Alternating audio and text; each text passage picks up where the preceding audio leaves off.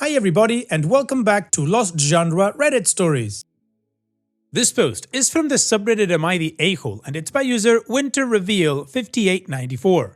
Am I the a-hole for just refusing to cook for my wife at this point? I am 39 and male. My wife Jennifer is 37. We have been married for 8 years and we have 2 children. I work full-time and Jennifer is a stay-at-home mom. She's a wonderful mother to our children, but one thing that she does not like to do is cook. This works out just fine for me, as I generally get off work by 4:30 and I happen to be a phenomenal cook. My father was a chef and I've been cooking since I was 10 years old. I also worked as an inline cook for several years. Virtually everyone loves my cooking. When we have company, I get rave reviews. Our children always ask for seconds. I put a lot into it and I take pride in my cooking skills. The only person who doesn't like it is Jennifer. She complains endlessly. Too salty, too much pepper, this is undercooked. She also backseat cooks a lot, where I'll be in the kitchen making something and she won't shut up about what I should be doing differently. The worst part, though, is that she'll frequently insult my cooking and then go get garbage like a Hot Pocket or a frozen dinner from the freezer.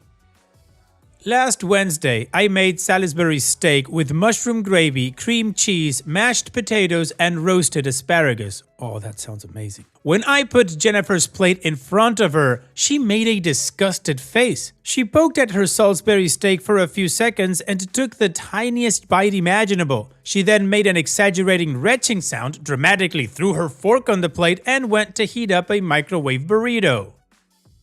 I just snapped. I didn't say anything at the time because our children were there, but I was completely done. The next day, I made teriyaki bowls with broccoli. Jennifer sat at the table waiting for hers, and I informed her that I was done cooking for her. When she asked why, really? I told her it's a waste of food and that she should just go have a Hot Pocket. Jennifer is furious that I won't cook for her, and she says that instead of giving up, I should try a bit harder. I think she should just subsist on whatever microwave slop she likes and stop complaining. Did I escalate too much here? No, OP, you're not the a-hole and you sound like an amazing cook. I mean, your kids and your guests always rave about it, but Jennifer's acting like a spoiled brat, ditching your Salisbury steak for a Hot Pocket? That's not just rude, it's insulting. And on top of that, the obnoxious backseat cooking and the gagging. Man.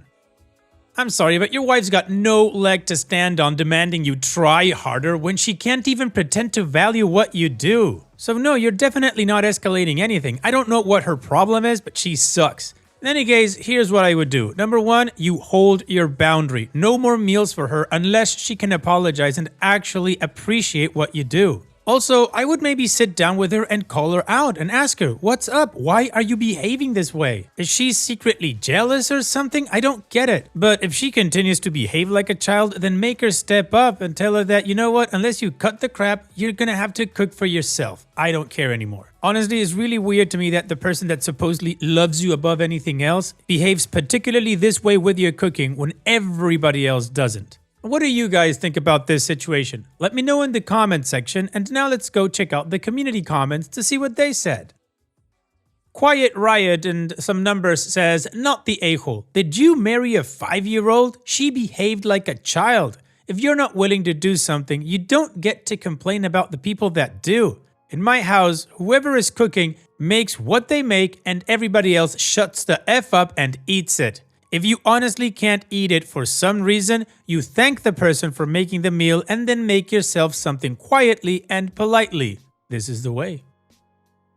Hurt Locker fan says, it is really not about the food. All these years of cooking by an expert and she never happened to like a single dish?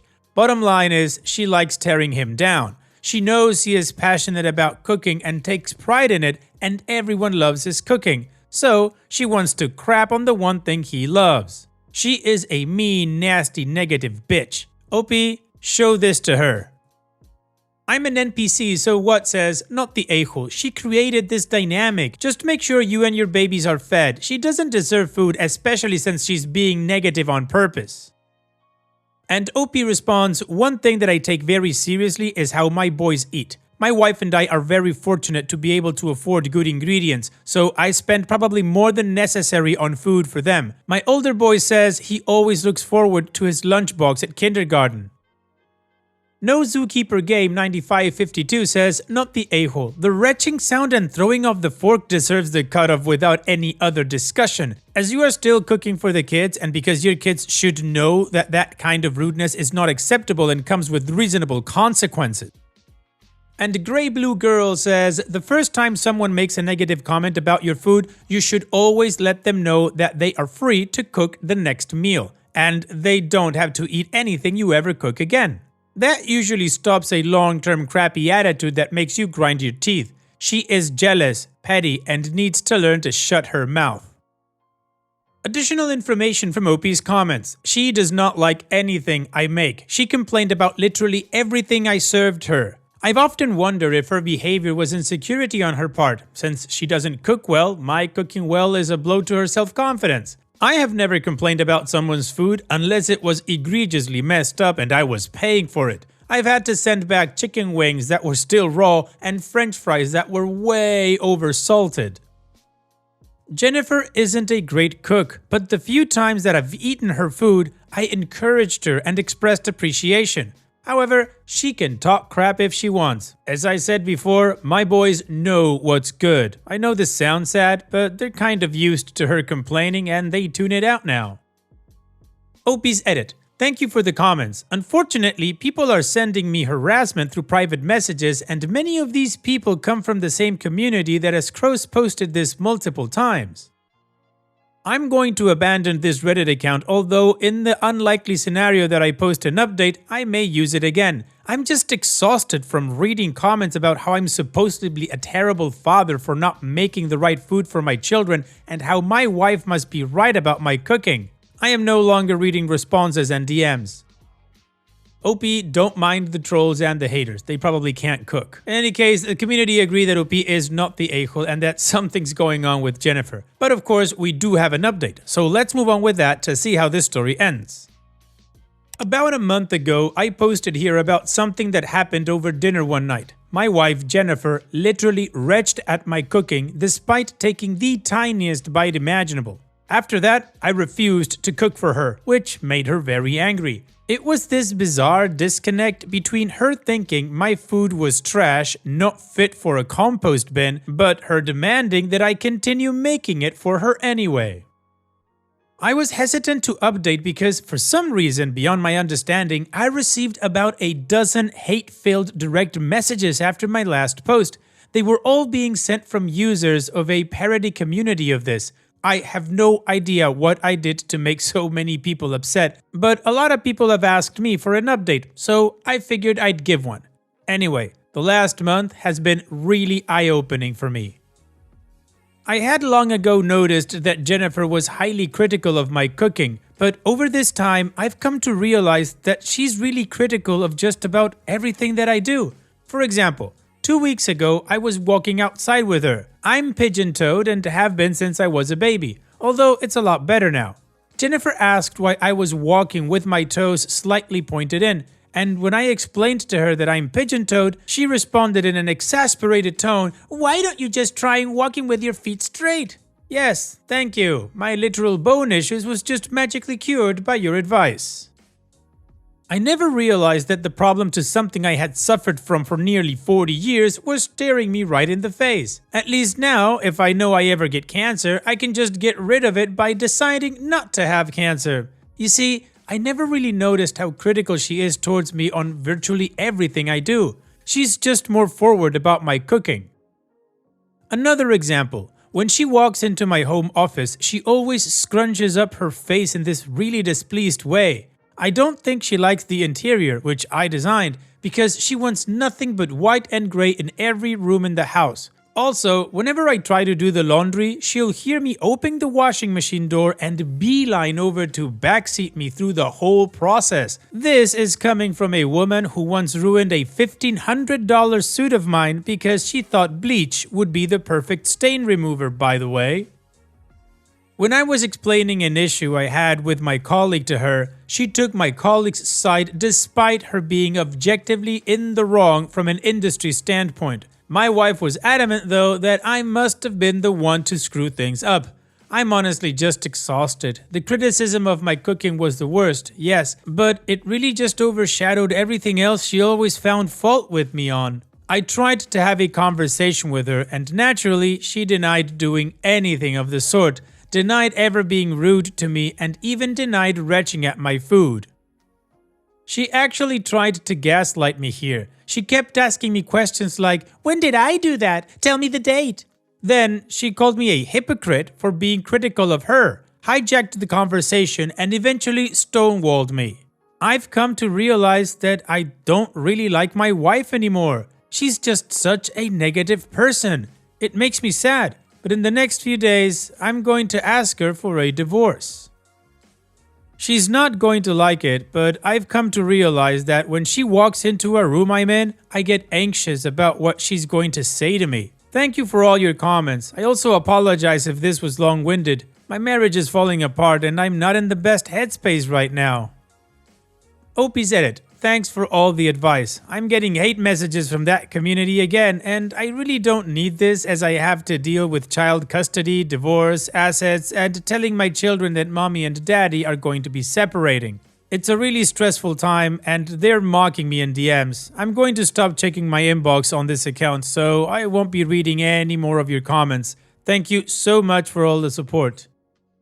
Well, OP, it sounds like you're making the right decision because your wife definitely doesn't like you. Just be mindful of parental alienation because she does sound like a person who would do that. In any case, OP, here's wishing you and your boys the best in the future. Take care and thanks for sharing. And now let's move on to the next post that also has an update.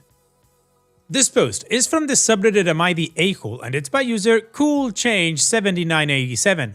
Am I the a-hole for refusing to let my roommate's boyfriend use my shower?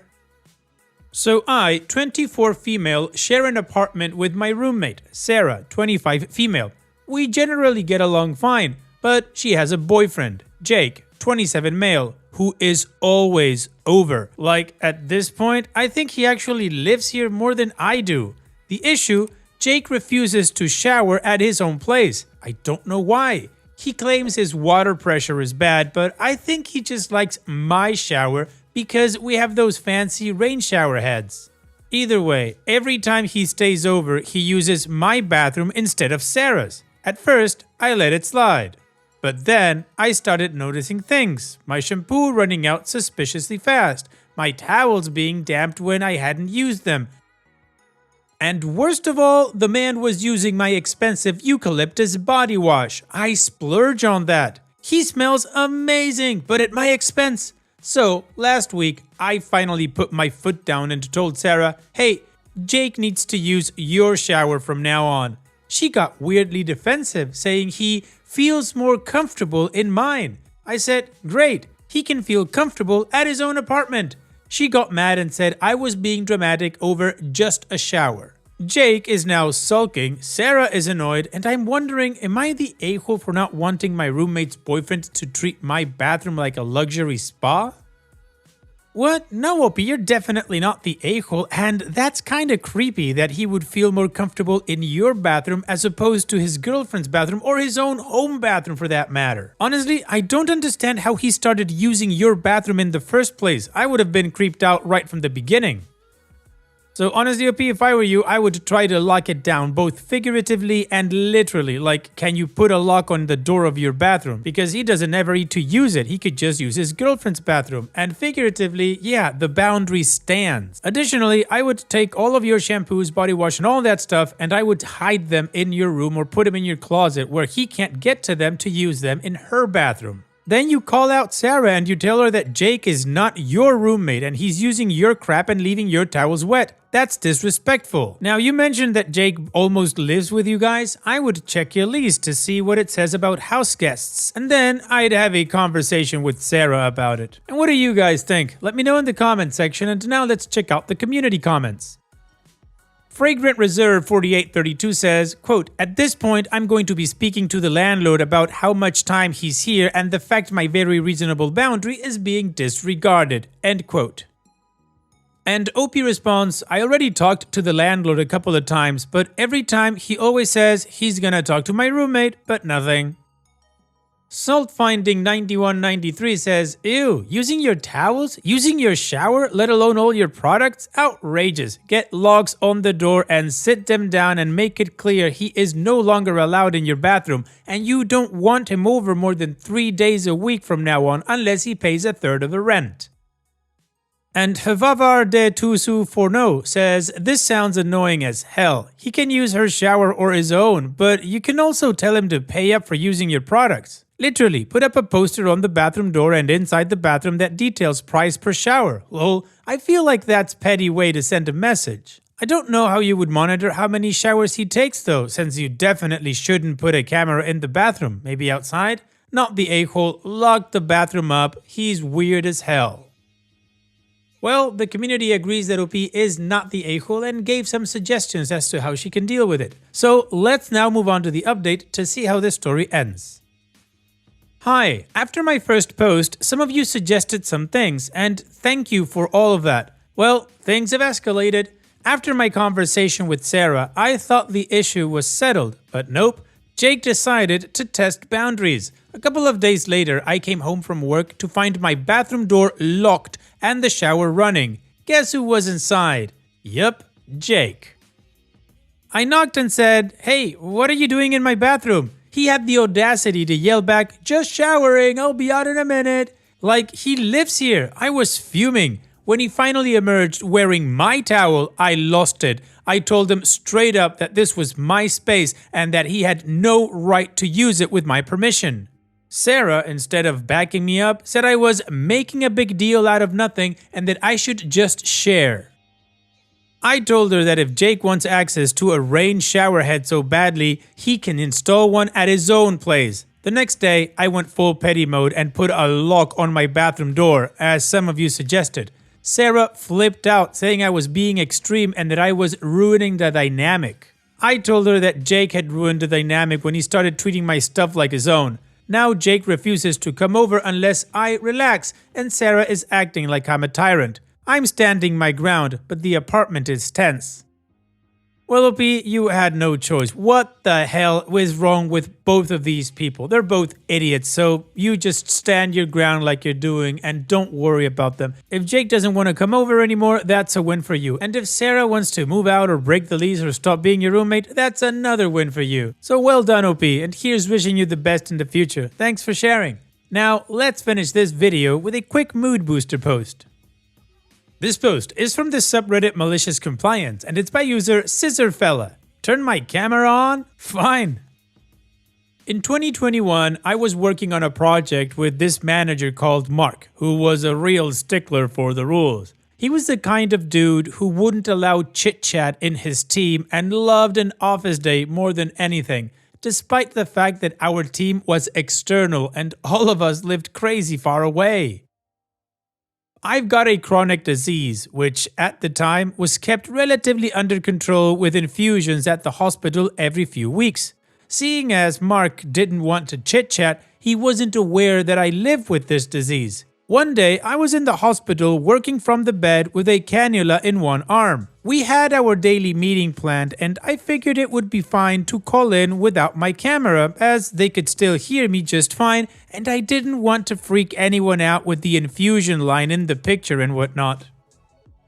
I get onto the call and Mark immediately comments that he can't see my face. I tell him that I've not got my camera on today and don't elaborate, figuring that it's a 15-minute call and I could just as easily be driving or something. Mark responds by asking me to stay back on the call after we finish. I comply and he chews me out for not turning on my camera, saying that it's a rule that we all need to show our faces. Fine, I turn on my camera and watch his face go from red to white as he sees me in what is very clearly a hospital room. I tell him I'm uncomfortable being on camera while I'm getting treatment, also not elaborating on what it's for. His sweaty little face still brings me joy. It was a really nice moment to bask in, and I think about it pretty often when I get managers who like rules just a little too much. Well, he did want your camera on, and you gave him just what he wanted. Thanks for sharing, OP. And that's it for today's video. Thank you so much for taking the time to watch it. Now, if you've gotten to this point in the video, I assume that you like these stories that I'm reading out, so here are a couple more that you might enjoy. And if you don't have any time to watch another story right now, save it for later, and also, don't forget to hit that subscribe button.